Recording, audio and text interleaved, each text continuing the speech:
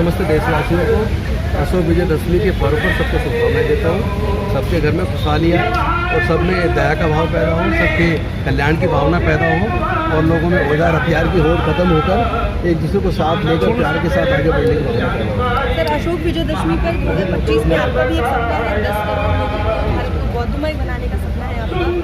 बौद्ध धर्म की अगर हम बात करें तो ऐसा क्या अलग है इस धर्म में जो बाकी धर्मों में? देखिए, बुद्ध के धर्म में कोई पाखंडवाद के लिए, अंधविश्वास के लिए जगह नहीं है। बुद्ध के धर्म में ऐसी मान्यता नहीं कि आप किसी की पूजा करोगे तो आपके कष्ट दूर हो जाएंगे। बुद्ध के धर्म में अगर आप ध्यान करें तो बुद्ध से उनके अंतिम समय पर उनके शिष्यों ने पूछा था कि तथागत आपके बाद अब हमारा क्या होगा। तो तथागत बुद्ध ने कहा आत्मदीपक आओ, अपना दीपक स्वयं बनो।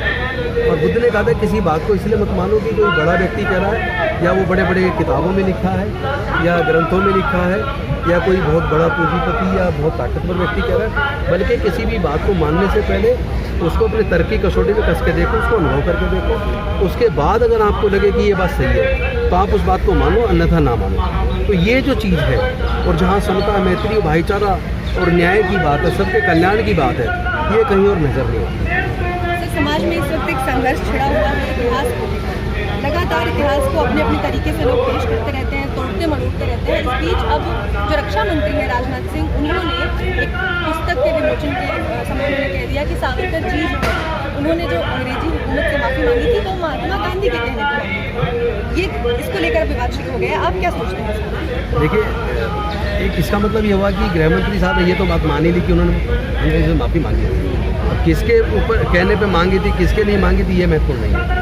महत्वपूर्ण ये है कि जब भारत में आज़ादी का आंदोलन चल रहा था उस पर कौन लोग थे जो अंग्रेजों के खिलाफ आज़ादी का आंदोलन लड़ रहे थे और वो कौन लोग थे जो अंग्रेजों के साथ थे। जब इस अंतर को समझेंगे तो देश के सामने इतिहास की सच्चाई सामने आएगी।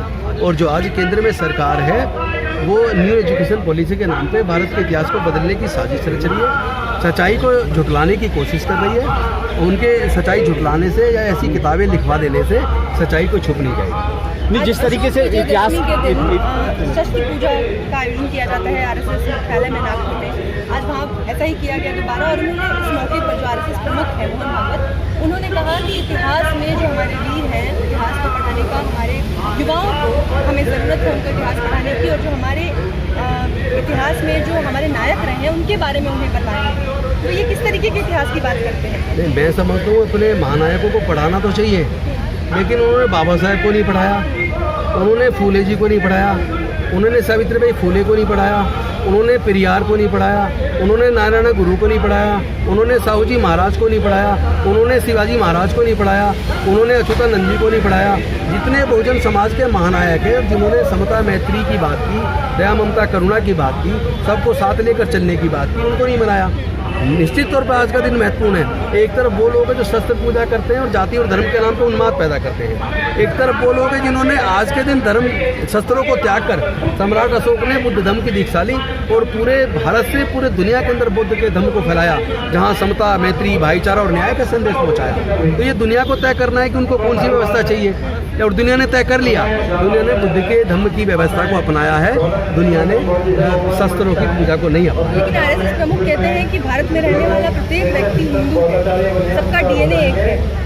नहीं, ये उनकी मानसिकता में कमजोरी है। भारत में हर व्यक्ति जो भारत में रहता है वो भारतीय है। उसको धर्म के अंदर बांटना तो भारत को कमज़ोर करने वाली साजिशें ही धर्म के नाम पर या जाति के नाम पर देश को बांटने की बात करती हैं। और जो लोग कहते हैं, जैसे बाबा साहब ने कहा था कि मुझे ये बात अच्छी नहीं लगती कि मैं पहले भारतीय हूँ और बाद में मैं हिंदू या मुस्लिम या सिख ईसाई हूँ, ना ही ये बात लगती है मैं पहले हिंदू और बाद में भारतीय हूँ, बल्कि मुझे ये बात उचित लगती है मैं पहले भी भारतीय हूँ और अंत में भी भारतीय हूँ। तो मैं भी इसी बात को मानता हूँ कि हम भारतीय बने, ना कि हम हिंदू मुस्लिम सिख ईसाई बने। इसमें देश का कल्याण नहीं है, देश का कल्याण भारतीय बनने में है, देश का कल्याण बुद्ध के धर्म में है। बाबा साहब ने धर्म की दीक्षा के साथ ही 22 प्रतिज्ञाएं भी दी थी। उन प्रतिज्ञाओं को लेकर भी जैसा आपने देखा होगा योगी आदित्यनाथ के उनके नाम के साथ भी परिवर्तन कर दिया था, वहाँ भी राम जोड़ने की कोशिश की गई थी। उन 22 प्रतिज्ञाओं को बीजेपी कैसे सुनो, वो तो जो चीज़ें उनको सूट करती हैं वो उसको लागू करेंगे। हमें इंसानियत सूट करती है, मानवता सूट करती है, बंधुता शूट करती है, समता मूलक समाज शूट करता है, न्याय शूट करता है। तो हमें अपने ही रास्ते पे चलना चाहिए। ये लाख बरगलाने की कोशिश करें, इनके बरगलावे में आने की ज़रूरत नहीं है। अगर भारत को मजबूत करना है, भारत को बौद्ध में बनाना है, तभी भारत सोने की चिड़िया बनी थी। जैसे सम्राट अशोक के टाइम पर जब बौद्ध में भारत था, तब भारत सोने की चिड़िया कहलाती थी। Thank you.